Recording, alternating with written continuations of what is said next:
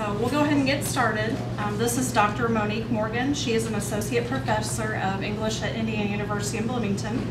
She holds degrees from Stanford and Harvard, and she has been published in many journals, and she's written many articles. So if you'll give her your attention, she'll go ahead and get started. Hi everyone, thanks for coming this evening. I'd like to thank Jill Willey and Jackson County Public Library for inviting me, Indiana Humanities and the NEH for making this possible, and my colleague Steve Watt, who co-wrote an essay for the Cardinal Stage Companion to Frankenstein. And I'll be drawing from that heavily in my talk today. So, Frankenstein turned 200 this year on January 1st. And today's event is one of many throughout the state celebrating Mary Shelley's novel and its lasting influence. Tonight, I'll first talk about some of the key ethical questions in Shelley's novel. In creating new life, does a scientist usurp the role of God? Does the monster freely choose to murder and destroy? If not, are the monster's evil actions the result of his innate nature? Was he born evil? Or are they a result of his mistreatment by society? Should Victor Frankenstein make a female companion for the male creature? In doing so, what are Victor's ethical obligations to the creature and to society? And how much consent would the female have? After sketching out these issues in the novel, I'll talk about several adaptations of Frankenstein, the changes they make, and especially their approaches to these ethical questions. So the subtitle of Mary Shelley's novel, The Modern Prometheus, points to Victor Frankenstein's godlike powers of creation. In Greek mythology, Prometheus is a titan who stole fire from the gods and gave it to man.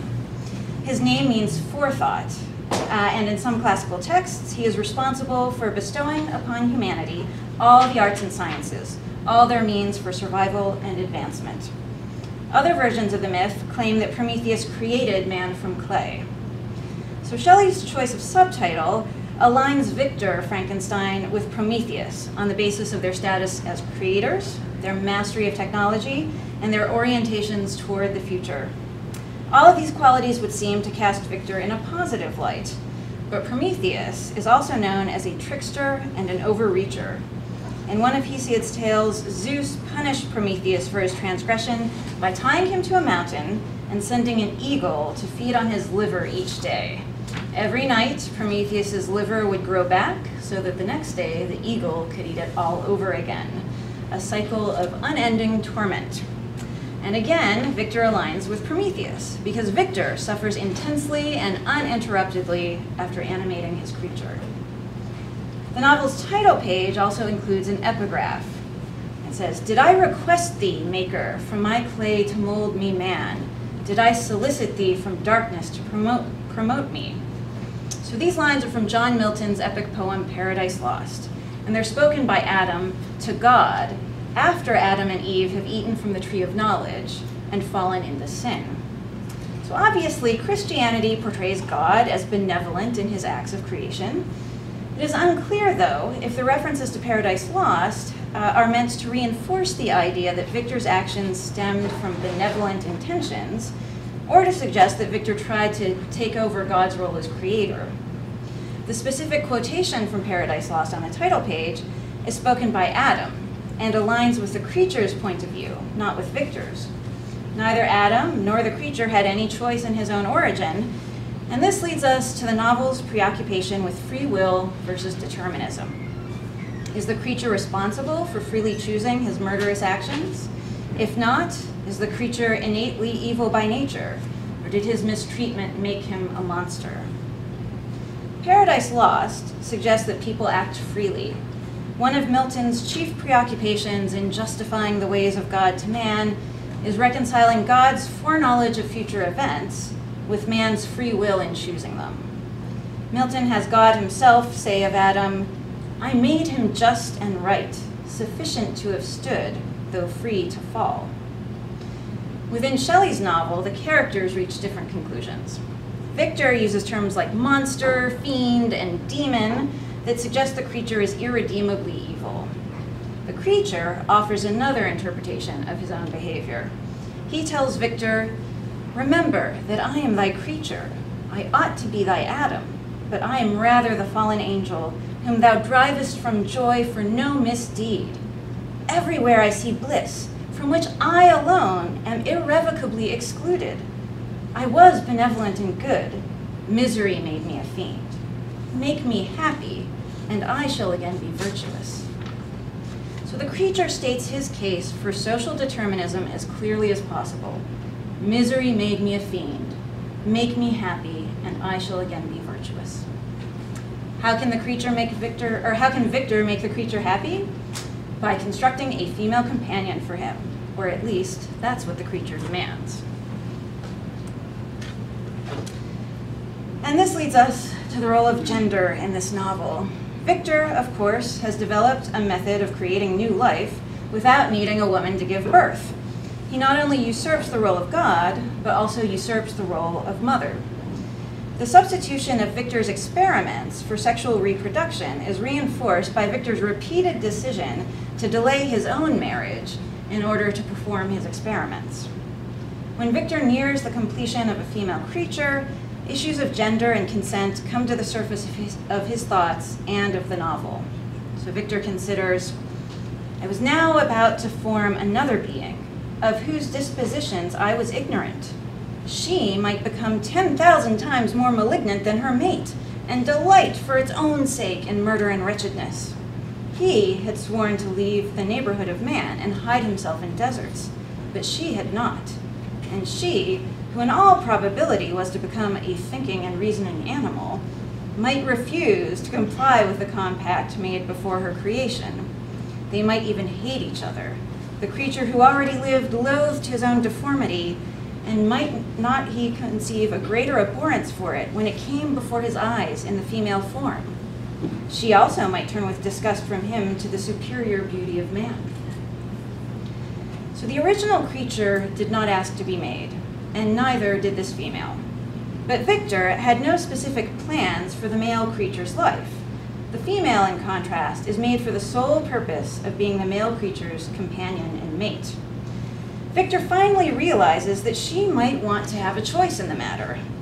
Even at this moment of realization, though, Victor worries more about the possibility that the male creature will find her unattractive, or that male humans will be threatened by the female's desire for them, rather than worrying about the violence that might be done to the female creature.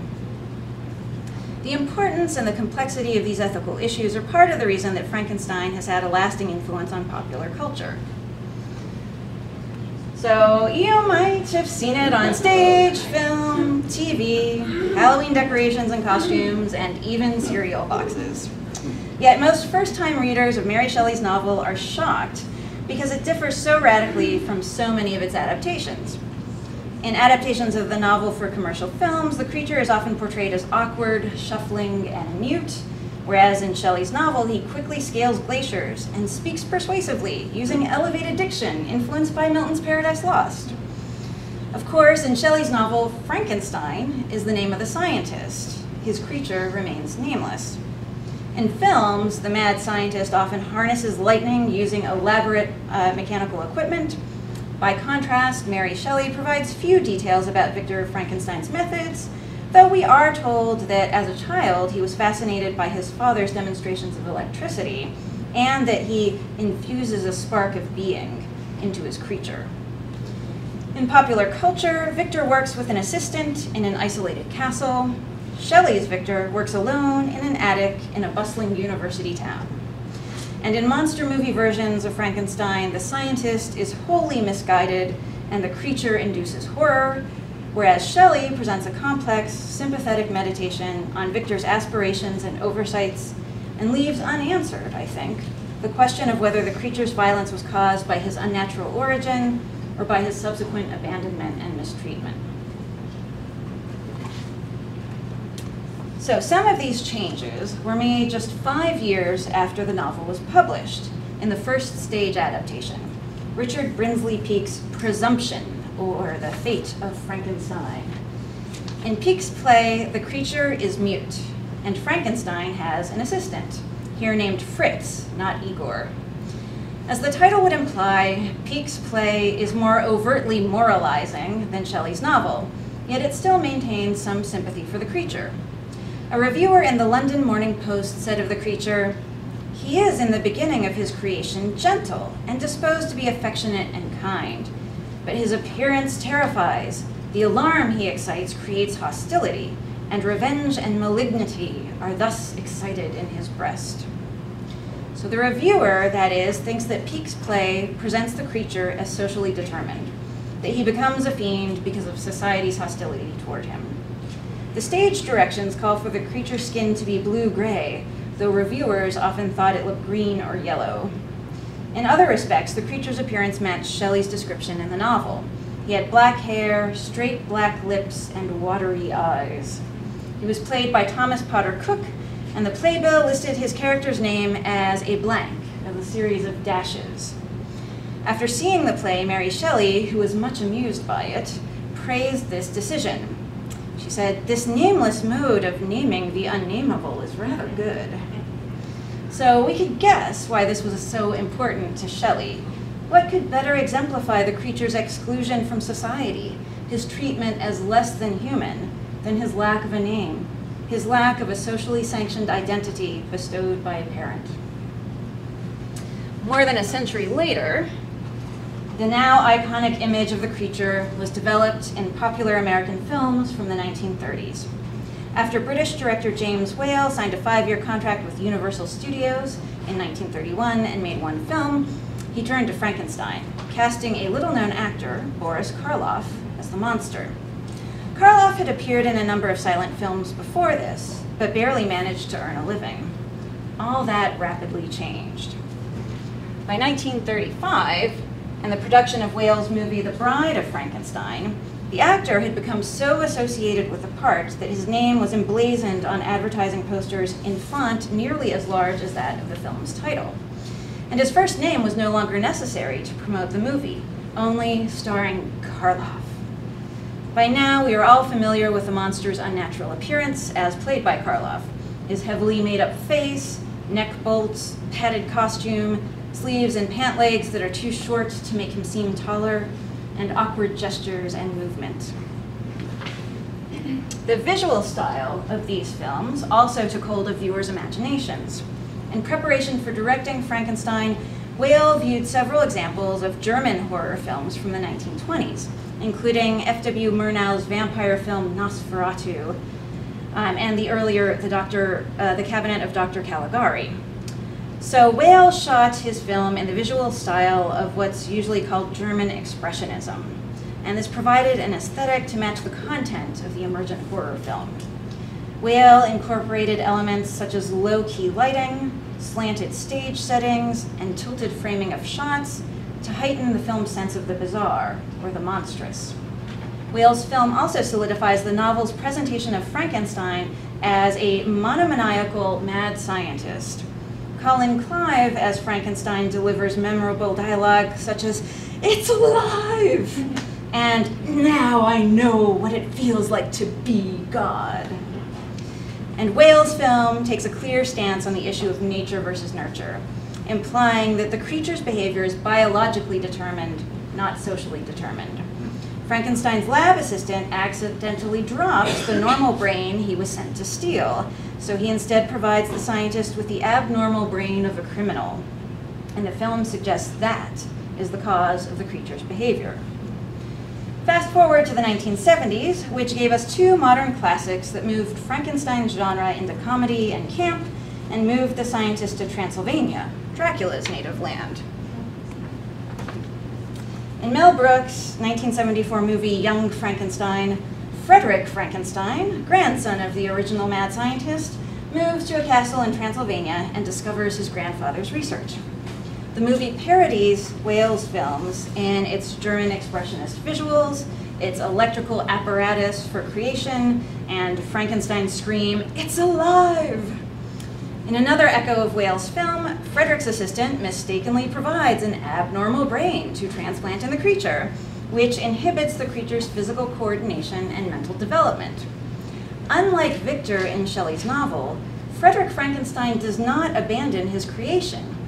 Instead, he provides instruction and affection, with partial success, and later performs a second experiment to boost the creature's brain power. The film thus stresses both nature and nurture, and in keeping with its status as a comedy, offers the characters much happier endings than Shelley's Gothic novel does.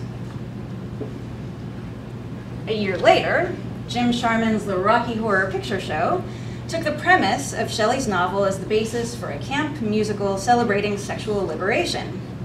In one of its most famous songs, Dr. Franken declares, "I'm just a sweet transvestite from transsexual Transylvania." Whereas Shelley's Victor Frankenstein was motivated by scientific ambition to create life and was later asked by his creature for a companion, Frankenfurter creates the perfect man, Rocky, as a companion for himself. Rocky, however, seeks companionship from another character. The creature exerts his power of choice, even though other characters are persuaded or coerced into sexual entanglements. So rather than debating nature versus nurture, this film instead explores self-expression and sexual experimentation, and itself adopts a camp aesthetic of exuberant excess. Skip ahead to 1994, when Kenneth Branagh's film, Mary Shelley's Frankenstein, attempted, as its title implies, to return us to the original novel. In many respects, it is a more faithful adaptation of Shelley, most notably in including minor characters like Robert Walton, the Arctic explorer, and Waldman and Krempe, Victor's professors at Ingolstadt. The creature, played by Robert De Niro, is rejected because of his disfigurement, yet learns to speak eloquently. This version imagines a creation scene using science that would have been available in Shelley's time. Victor, played by Branagh himself, derives the necessary sparks from electric eels, which emerge from a fluid-filled sac. The imagery suggests Victor is usurping the creative powers of sexual reproduction.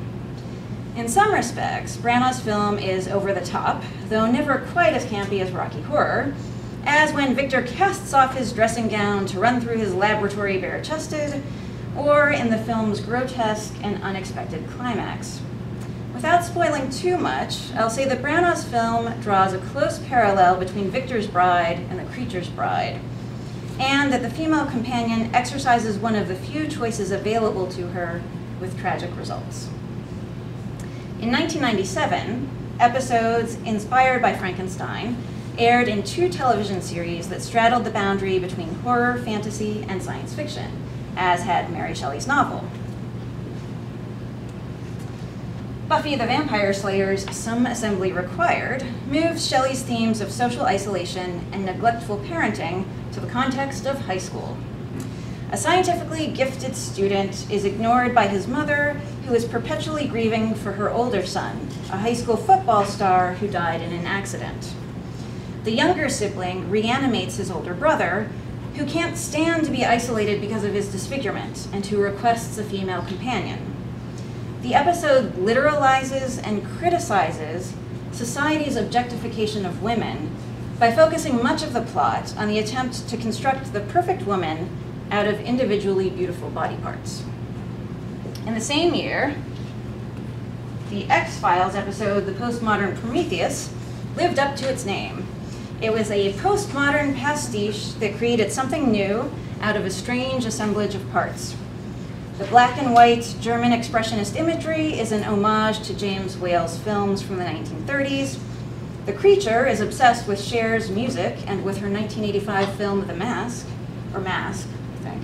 And the scientist is named Dr. Polidori, which is a shout out to the author of The Vampire, the other iconic tale to emerge from the ghost story competition that inspired Mary Shelley to write Frankenstein. The episode explores the themes of presumption, isolation, and acceptance through a modern story involving genetic engineering. When Dr. Polidori is asked why he would make such monstrous genetic experiments, he replies, "Because I can." As in the Buffy episode, much of the plot focuses on efforts to make the creature a female companion. But the X-Files glosses over issues of consent in troubling ways. 2 female characters are drugged and artificially inseminated without their knowledge or consent, yet neither is upset to learn of her pregnancy. I'll end by mentioning one more recent version of Frankenstein, Nick Dear's stage adaptation that premiered in 2011 at the Royal National Theatre in London. The first London performances were directed by Danny Boyle and starred Benedict Cumberbatch and Johnny Lee Miller, who took turns playing Victor Frankenstein and the creature on alternate nights. This casting decision highlighted Victor and the creature's status as doubles, vying for power and bringing out each other's worst impulses, a theme already prominent in Mary Shelley's novel and Nick Dear's stage script. Dear's play also takes up the novel's parallelism between Victor's fiancée and the possible female creature and makes it even more explicit, pushing it much further than Mary Shelley did. Many of the central themes of Shelley's novel, parents' responsibilities to their children, scientists' responsibilities to their test subjects and to society, society's unfair structures of power and prejudice, and the wonders and challenges of learning, are also at the heart of Nick Dear's play. Mary Shelley's novel, then, has been repeatedly reanimated with a diverse array of genres, social messages, and emotional responses.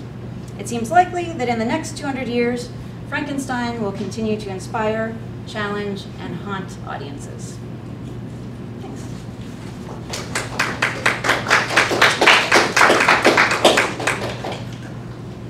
Do you guys have any questions for her about anything she talked about? Anybody? Can you go back to the slide with the Frankenberry? Is that possible? I'm happy to go back to Frankenberry. It's been a long time since I've actually eaten that cereal. Did you put this slideshow together? Yeah. Because as we probably are aware, it's not like that. That's an old school box. It right? is indeed, yes. That's the one I remember. Yeah, those are so delicious, and then they had the blueberry. Yes. But yeah, I had never thought of that before that. So I appreciate you including that. I'm happy to provide nostalgia. And they still, I'm assuming they still make that cereal.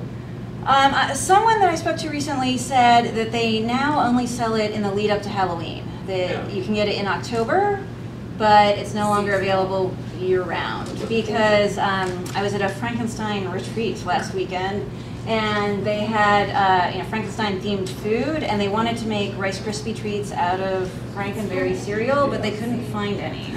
And they found out that it's only available in October now. How nice are the fingernails of strawberries? Oh, Yes. Yeah. Yeah, and we actually made Rice Krispies here. We did Rice Krispie treats. So I didn't know what they had done with it. So we put eyeballs in it and made it look ugly. So any other questions about what I said, about Frankenstein in general? Yeah. Have you seen like the short episode called Franken Thumb? No. Should I? I don't know, it's pretty funny. It's like all maxed out, it's like thumb. Just a dumb. Oh, thumb, like thumb puppets? Okay, is it available on YouTube? Yeah. Okay, I will look that up.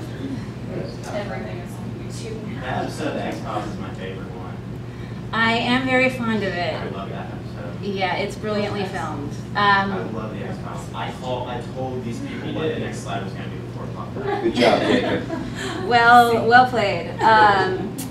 My favorite episode of X-Files is Jose Chung's From Outer Space. I think that one is hysterical. I'm a big fan of what's Buffy's name?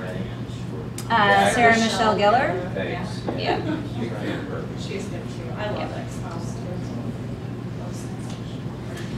I have not yet seen the Frankenstein Chronicles, which is a current adaptation that's available online, but I'm told it's very good and has lots of 19th century characters show up. What about? True to the novel. Did you see No, Victor not so true. Frankenstein? It was released maybe 2 or 3 years ago.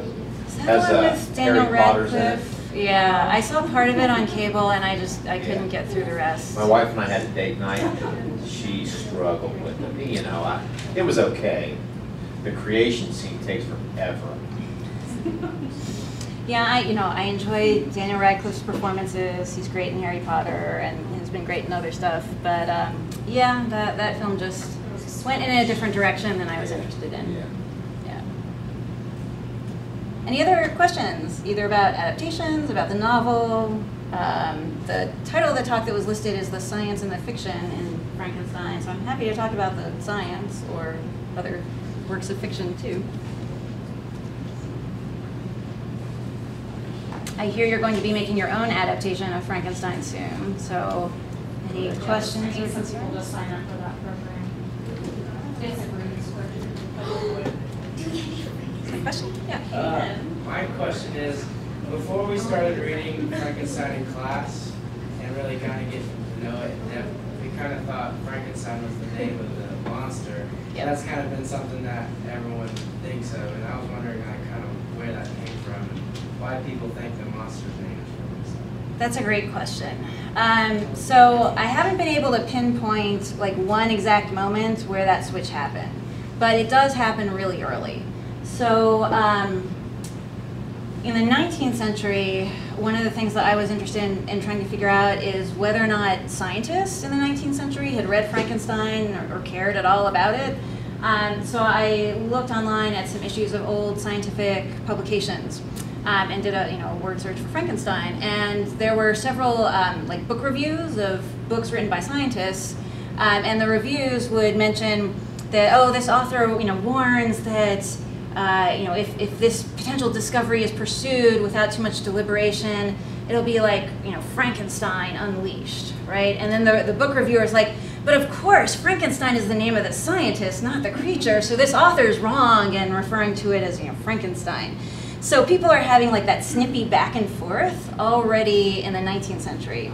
But exactly when that happened, I don't know. I think the reason for it is because Mary Shelley never gives the creature a name, right? And so it's kind of awkward to have to keep saying the creature or the monster or to leave the character's name like literally a blank space on the playbill. So he needed a name. He got his father's name. I guess that makes sense. Yeah. In your research, did you ever see anything about somebody like a crazy person trying to actually do it? Is this like Well, there are current genetic experiments. There's talk of head transplants happening But soon. did you ever come across somebody that stole bodies, dissected them, and stitched them together? No, but I did come across something that happened prior to Frankenstein being written that inspired Mary Shelley, and is not quite that gruesome, but almost. So in the late 18th century and the early 19th century, there was a lot of debate about what the underlying cause of life is, right? And so one of the theories was that there's some source of energy that is electricity or is very similar to electricity. And so a discovery that was made by Luigi Galvani, an Italian scientist, was that if he hooked up a recently slaughtered animal to an early version of an electrical battery, the electricity would flow through the nerves to the muscles and make the muscles contract, right? So it would produce motion after death. And so he published about this, and it became really influential. And his nephew, Giovanni Aldini, went around Europe, touring Europe, demonstrating his uncle's theories. And so most of the time, he'd perform these experiments on body parts of animals, like an ox's head, or a dog's body, or frog's legs. But in 1803, in England, in London, he took the body of the just executed murderer, George Forster, who had been hung at Newgate Prison, and took this human body and hooked up body parts to electrical batteries. And so he made the jaw quiver and the eye open and close and his fist contract and his leg move. And this was widely covered in the newspapers and in the Newgate calendar. And in the Newgate calendar, whoever wrote that entry said, some of the more uninformed witnesses thought that the guy would be brought back to life. But of course that couldn't happen because he had been hung with such violence, right? But then the author of that account also said, well, galvanism, animal electricity, might help revive drowning victims, right? That it might actually bring people back to life. So in her revised version of the novel, Mary Shelley actually mentions galvanism in her author's preface, and we know she was inspired by that. Yeah. What about Boris Karloff? What kind of details do you know about Boris Karloff, besides what you mentioned to us? Gosh, I'm not an expert on Boris Karloff, the actor. There's a beyond... possibility that you might not know this, and now you're going to have this to share forever. Okay, and I will have to give you credit for it. You don't have to. Are you familiar with, are you a fan of the Grinch, the original half-hour? Oh yeah, he does the There voice you for go. the Grinch, yes. Yes. Yes. And it has great intonation. Love that. Now, in that film version, does he grunt or I saw it when I was a boy and I showed the creation scene, but has he ever, can you ever tell in that film version that, hey, that's the Grinch's voice? Probably not. I think he says a handful of words, like never a full sentence. And so, no, you wouldn't be able to know. And of course, that was, what, 31, did you say, was Yeah. the release? And then the Grinch was in the 60s. So the voice is going to sound different anyway. Yeah. All those years. Yep. Yes? You touched upon it a little bit, but do you think it was just the Karloff portrayal that made people kind of view the monster as the way they view it now, with like slow movements, not very much words being spoken, compared to in the novel? Because when I read the novel, I'm thinking that this monster was almost like superhuman. Yeah. The way he moved and the way he spoke. So do you think it was just more people saw the movie compared to people actually reading the book that kind of, they got that portrayal instead of what Mary Shelley was talking about? Yeah, I think this had, the Karloff performance had a tremendous influence, right? And Karloff played Frankenstein, Frankenstein's creature, a few other times, and then you get like offshoots and Hammer horror films, and like Abbott and Costello meet Frankenstein, and like the Munsters, the TV show, Herman Munster looks a lot like Boris Karloff's creature. So that definitely really is like the foundation for how we visualize the creature now. The slow movement and the awkwardness also seems to be Karloff's creation. But the creature not speaking goes all the way back to 1823, to the first play that adapted Frankenstein. So, yes? Do you remember the first time you read this, and when did you become ensconced in the topic? Okay. Did you teach them that word? So, We can't get enough of ensconced here, lady. so I was struggling recently to remember the first time I read Frankenstein, and I honestly am not sure. I think it was probably in college. But I've now read it so many times that I can't remember my first experience of this novel, right? Because I teach it in so many classes, and I've written an article on it, and so I can no longer remember my first experience with this novel. Really like any indelible memories of talking about this and all the places you've talked about? He's just trying to throw in as many vocab. I love Indelible, ensconced. Very good. Pretty soon you'll be as articulate Where'd you as the say you were creature. undergrad from? Harvard. That is cool. They're looking into me right now. Where are you from originally? Small town near Pittsburgh, Pennsylvania. But for memorable experiences with Frankenstein, I think when I read it again in graduate school, and I was reading some other early science fiction, I was reading some of H.G. Wells stuff, like The War of the Worlds and The Time Machine, and I think that's when it all clicked, and I was like, this is really interesting stuff. I get to think about science and literature and bring lots of different things together that are usually kept sort of artificially separate by the way that we teach and think about things. So that's when I got hooked. Yeah. And there was another hand up a little bit ago. I just wanted to throw in a little comment. Harvard is kind of my dream school.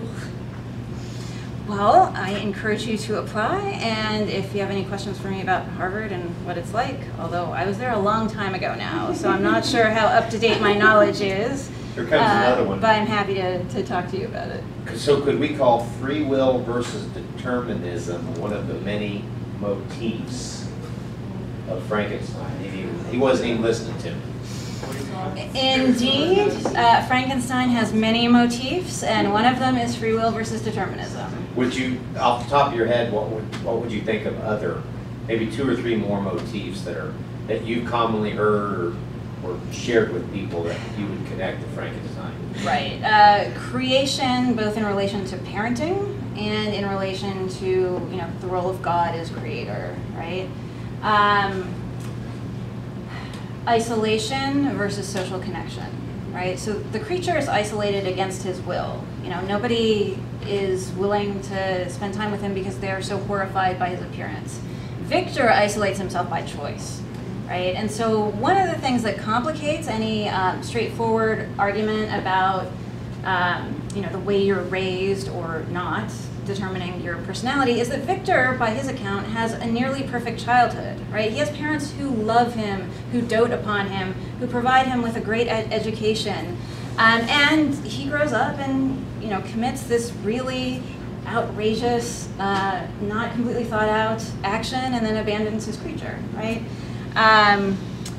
So, you know, Victor, when he's going through like the 2-year process of figuring out how to make his creature, completely isolates himself, right? He holds himself up in the attic, he doesn't write home, he doesn't see friends. You know, he isolates himself almost as strongly as the creature is isolated.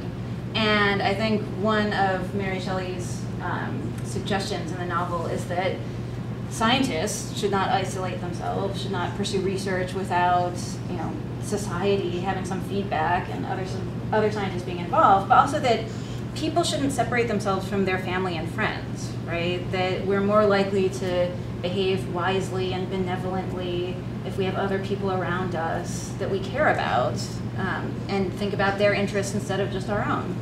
So that would be another one. You said isolation versus social. What was the noun that went with social? Social connections, okay. You know, social influences. Yeah. Okay, so my favorite part in the book was like just imagining like where he performed his experiments, all the offal that was around and stuff. So I just wanted to know what your favorite part of the book was.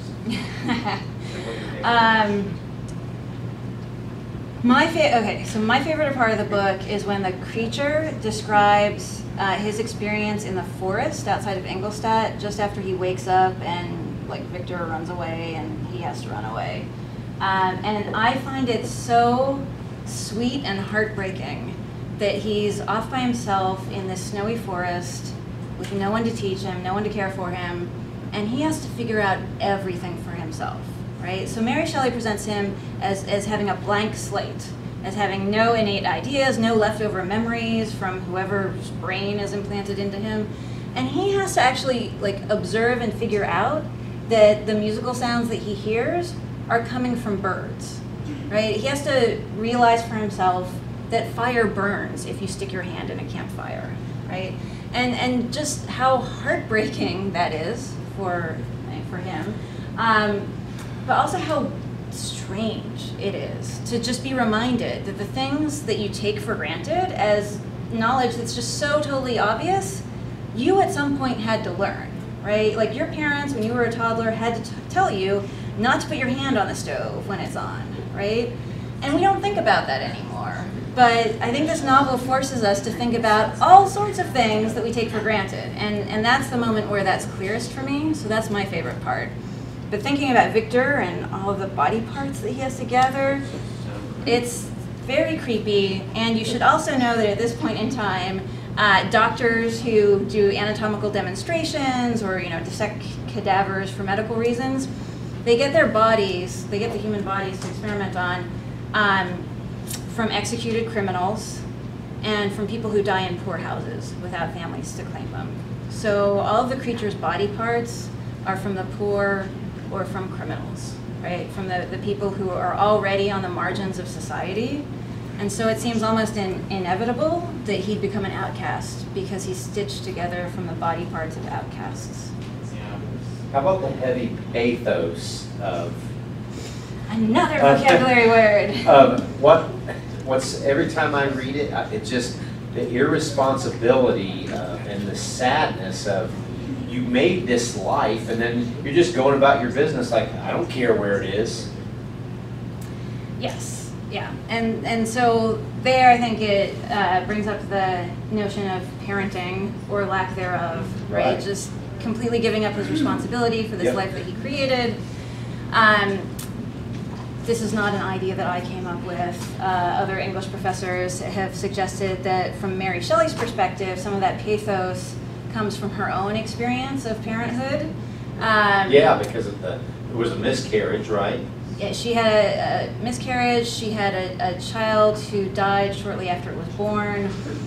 In Mary Shelley's journal, around the time that she's writing Frankenstein, she writes that she had a dream that her baby who had died wasn't really dead, it was just cold, and she took it by the fire and rubbed it and warmed it up, and it revived. And she woke up and realized that her baby wasn't there, not in good spirits that day, she wrote. Being taken by the fire to be rubbed and warmed up is what Walton does for Victor when Victor's on board the ship. So yeah, Mary Shelley just had a heartbreaking amount of loss in her life. Some of it prior to writing Frankenstein, and then a lot of it after the novel was published. And she started writing it when she was a teenager, right? She was 18. She was 18 and unmarried and pregnant and outcast from her father and hanging around with poetic outlaws. Yes? So you talked a little bit about how the structure of the story is framed. Mm-hmm. When you teach Frankenstein, how do you go about that with your students?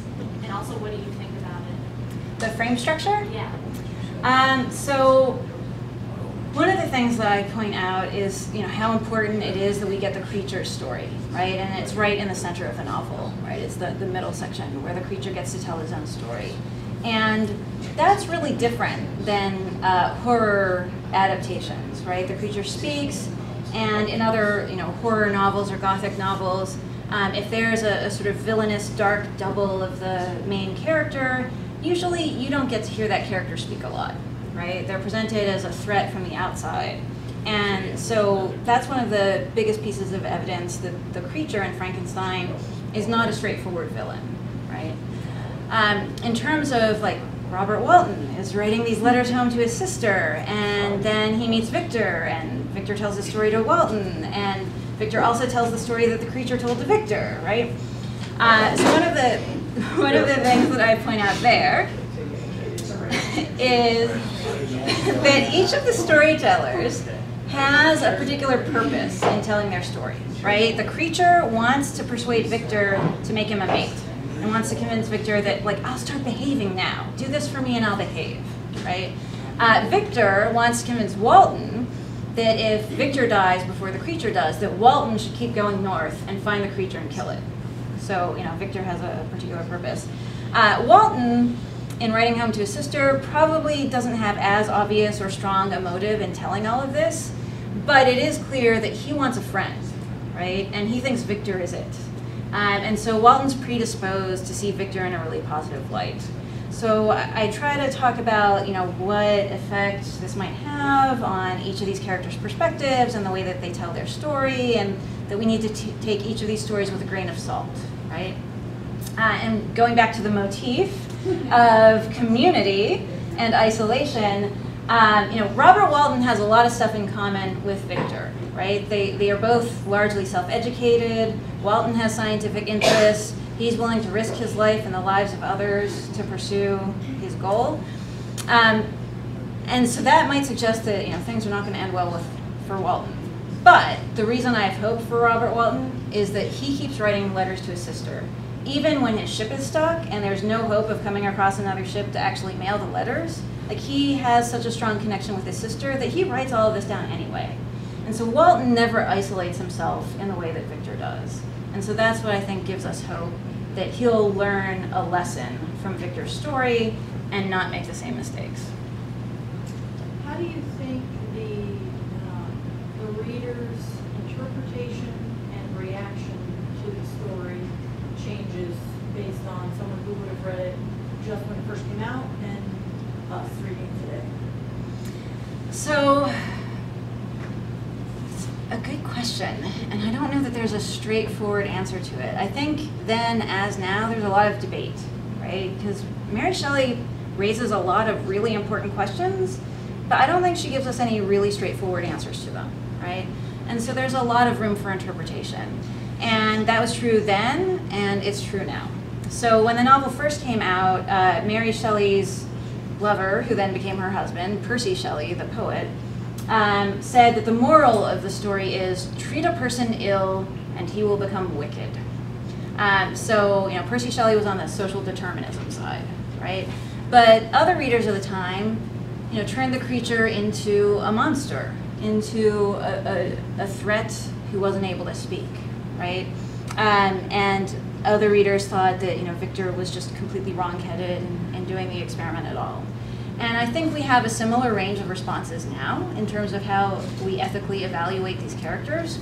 I think now there might be even greater pressure to think through the issues of what science is capable of and what responsibilities we all have for how we use those capabilities, right? Because certainly in Mary Shelley's time, the Industrial Revolution was well underway, and Galvani and Aldini are trying to reanimate corpses and doing pretty amazing things with science. But now, all of that seems to be ratcheted up to 11, where genetic experimentations, nuclear energy, global warming, we are having such a profound effect on each other and on the environment that thinking about having the forethought, to think through consequences before actually performing an experiment or taking an action seems more important now than ever. And I think that makes it. I'm missing a word from the Percy Shelley quote. Could you repeat it, please? Treat a person ill, and he will become wicked. Now, when did you stumble upon that quote? And that is his direct reference to his wife's That's in the Frankenstein? preface that he wrote for the first edition of Frankenstein. Is that right? Yeah. That is not in the one you guys gave away, is it? Is that preface in the one, the paper copy? I am All not of it. sure. But Treat a person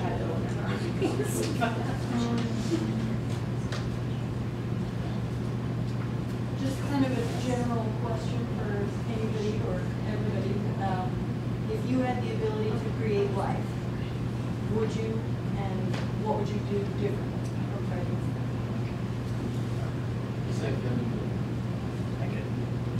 I wouldn't do it personally because there's consequences to doing it that I wouldn't want to deal with, or that I wouldn't know to exist, that I would end up finding out that I could live. What you created?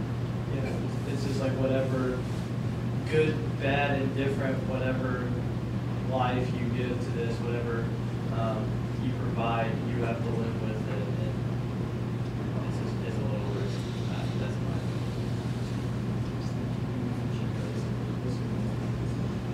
Are you gals high school students at Seymour? I'm middle school. At SMS? What grade? in answer to your question, I will say that I have created life because I've given birth. I have a daughter who just turned 7 this week, and there's a lot of nurturing involved in trying to, Did you say boy or girl? Girl. Girl? Yeah. And are you familiar with Mr. Nick Williams? Yes. He and I are tight. Okay. Yeah. I will tell him. We that I go saw way you. back. Yeah, please tell him I said hello. How about Robert Terrell? Yes, he's in the office next door to mine. We're just tight. Okay. Tell Robert I said hi. I've never called him Bob. You ever call him Bob? I have not called him. I did not Bob. figure not. So yeah, just tell Robert I said hello. Okay, I will do that. Yes, sir. Maybe we should get a field trip to sit in one of her lectures. You're welcome to come. It's probably too late for a field trip at this point. They're so short on buses. What are you currently? Bus drivers, right? What are you currently teaching? Well, one of my classes is on women in literature, and it's on literature written by Victorian women. So we're reading George Eliot's Middlemarch. George Eliot is the pen name for Mary Ann Evans, so actually written by a woman. And also reading some Victorian women's poetry in the coming weeks. My other class is an introduction to poetry, and so these days we're talking about free verse and 20th and 21st century stuff. So no Frankenstein in my classes this spring, but I am teaching it in the fall. Do you do any sonnets in your poetry class? I do. Which writers' sonnets? Well, in my intro to poetry class, we did some by Shakespeare, by Sidney, by John Donne, by Edmund Spencer. What days? What days are that class? Oh, well, I've already done the sonnets in that class, but in my women in literature class, I'm teaching Augusta Webster's mother and daughter sonnet sequence next week on Wednesday. So Sometimes with this young man back here, you got to put boots on in the classroom because it gets pretty deep. But if you want, I'll give you my email address before I leave. What was the one by Augustus Webster? Augusta Webster, Mother and Daughter. So it's a series of sonnets about her relationship with her daughter.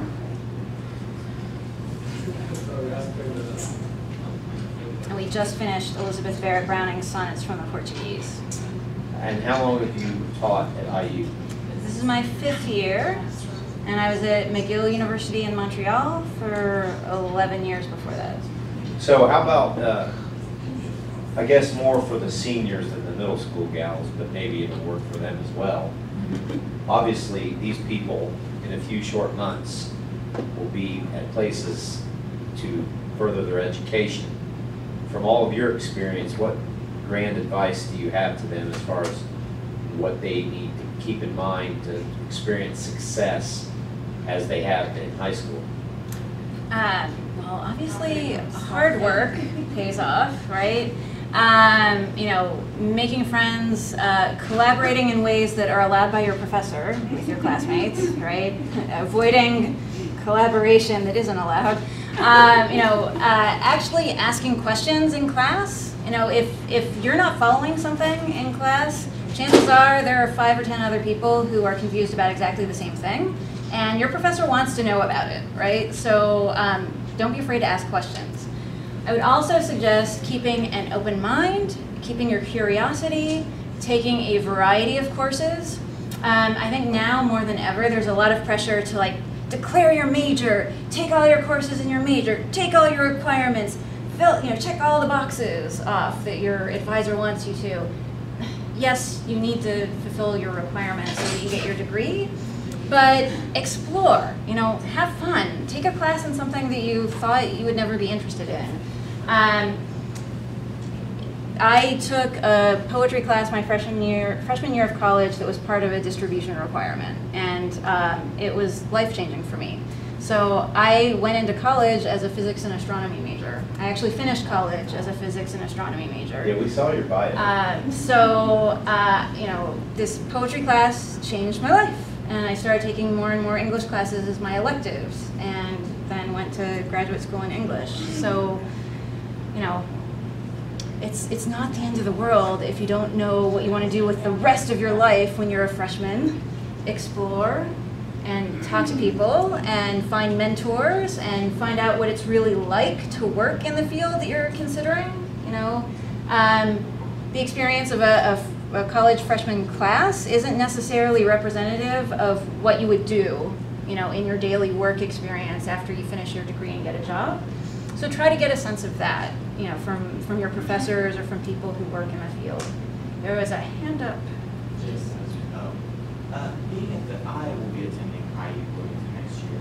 Being on campus, do you ever find yourself ensconced in seats at Mother Bears? Do you like Mother Bears? I tend not to stay there long enough to consider myself ensconced at Mother Bears, but I do sometimes go to Mother Bears. Yes.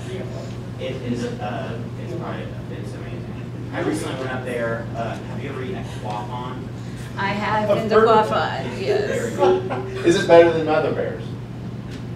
They have that in Brown County also. Which is Please come to my office and see me when you come to IU Bloomington. And eat at Feast. Feast is very good. But don't call